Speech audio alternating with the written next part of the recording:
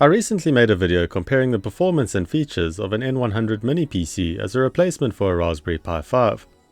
In response to that video, quite a few people asked how a N97 PC compares to both as well. So today I've got a Knuckbox G5, which is a tiny N97 based mini PC from GMK Tech to try out and add to the comparison. Like the N100 PC, this N97 based mini PC is built around Intel's Alder Lake N family of processors, and in this case the N97 CPU.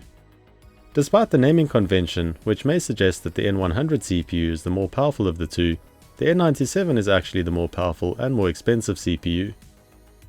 The N97 CPU package is a little over double the price, and has double the thermal design power or TDP. It has the same number of cores as the N100 CPU, but they can run up to 3.6 GHz instead of the 3.4 GHz that the N100's cores can do.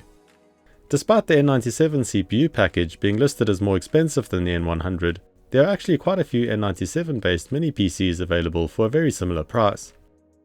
This B-Link Mini S12 Pro N100 PC cost me $159, and there are a number of N97 options in the $150 to $160 range. The Knuckbox G5 cost me $158 and is currently listed for $150 on their website. So the three options are very similarly priced once we've added some basic accessories to the Pi 5 to match the PC's inclusions. The Pi 5 with an official active cooler, a power supply, along with the NVMe base and storage drive comes to a total of $160. In terms of specifications, the N97 PC has 4 CPU cores which run 200 MHz faster than the N100. It also has integrated UHD graphics which run 450 MHz faster. The N97 PC has 12 GB of DDR5 RAM running at 4800 megatransfers per second and a 500 GB SSD. So memory right in the middle of the Pi and N100 PC, and the storage capacity is the same. Besides the SSD and Wi-Fi adapter, nothing else is upgradable in the N97 mini PC. The N97 PC has similar connectivity options to the Pi 5 and N100 PC. It has gigabit Ethernet, 2 HDMI ports, 3 USB 3.2 ports, a microSD card slot, and an audio jack. Storage is likely going to be quite a bit slower on the N97 PC, as it has an M.2 SATA drive, not an NVMe drive. I'm not really sure why they've done this on this PC, as the N97 CPU has the same number of PCIe lanes as the N100, but we'll see what effect this has on performance during testing. The N97 PC is also an Intel x86 based system, and for testing we're going to use the same version of Ubuntu that we used to test the N100 PC and the Pi 5. That is Ubuntu Desktop 24.4. To test its performance, we're going to try video playback at 1080p. We'll then run a Sysbench CPU benchmark, then test the storage speed, then run a GLmark 2 benchmark to test graphics performance, and lastly look at power consumption. Let's start with video playback at 1080p. The N97 PC has no problem playing back 1080p video. Playback was smooth right from the start with very few drop frames, and playback remained unaffected running in the window or full screen. So like the N100 PC, the N97 PC is great for 1080p video playback too. Also like the N100 PC, but even a little better, it handles 4K playback really well as well.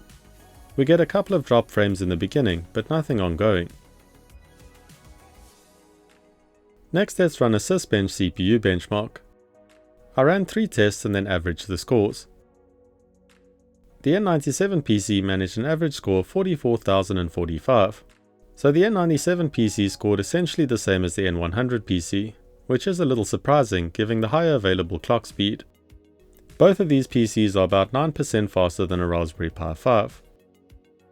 They may have limited the maximum performance of the CPU a little because of the compact design and very small cooling system. To test storage speed, I used James Chambers' Pi benchmark script. This script favors random read-write performance, so is a good representation of how the operating system would be making use of the drive. Over 3 tests, the N97 PC managed an average score of 30,819, with average sequential read speeds of 487 MB per second and average sequential write speeds of 357 MB per second. So as expected, the N97 PC's storage speed is substantially slower than the N100 PC, with the N100 PC being almost 50% faster. The N97 PC is even slower than the Pi 5, which also only uses a single PCIe lane, but the Pi uses an NVMe drive instead of a SATA drive. The N97 PC has the most powerful GPU by a good margin, so I expect it'll do quite a lot better than the N100's results in our GL Mark II GPU benchmark. The N97 PC managed a score of 2,863, beating the N100 PC by over 38%, and it's over 9 times faster than the Pi 5. So there's a massive difference in GPU performance between the N97 PC and a Pi 5, and even quite a substantial difference between the N97 and the N100 PC. Lastly, let's look at power consumption. Like with the N100 PC, I expect the N97 PC to do quite poorly in comparison to the Pi 5. At idle, the N97 PC uses around 6 watts, and this goes up to 24 watts under full load. So power under load and at idle is a little lower than the N100 PC, but expectedly higher than the Pi 5. Like with the CPU tests, this further suggests that they've done some performance limiting on the CPU package to keep the power and thermals down, as the N97 CPU should use a lot more power than the N100 CPU. Power consumption is quite good for a PC, but it's still over 2.5 times the consumption of the Pi under full load. Like I said in my original comparison video, this probably makes little difference on mains, but for battery-powered projects that are required to run for many hours or even a few days, this difference can lead to substantial savings in power supply hardware and batteries. There's a significant benefit in using a processor that has been designed for mobile or low-power applications. So the N97 PC beats the N100 in all of our tests except storage speed, and the Pi 5 is still the best at power consumption. There are obviously other things that the Pi 5 does much better than either of these PC options. The GPIO pins on the Pi are significantly easier to use than any USB or microcontroller based options that you can add onto a PC, and there are loads of tutorials and software packages for the Pi 5 to help you out in using them. So if you plan on using the computer for electronics or robotics projects with a reliance on the GPIO pins, then the Pi 5 is still the best option of the three. But for experimenting with home server projects, running anything reliant on the GPU, or getting started with Docker or Kubernetes, then an N97 or N100 mini PC is a great alternative. If you can find them for a similar price, then I'd probably go with an N97 PC over the N100 for any application where the faster storage drive speed isn't a significant advantage. I'm still of the opinion that Raspberry Pi have missed the mark a little with the pricing of the Pi 5. If they do launch a 1GB version of the Pi 5 for around $40, then this would be a great starter board for tinkering with electronics. But until they do, you're probably better off going with the base version of the Pi 4.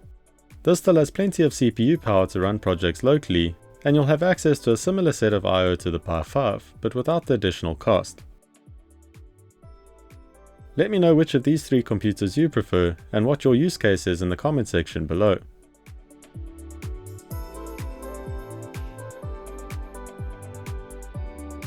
Thanks for watching. Please remember to like this video if you enjoyed it, and subscribe for more tech and electronics projects, tutorials and reviews.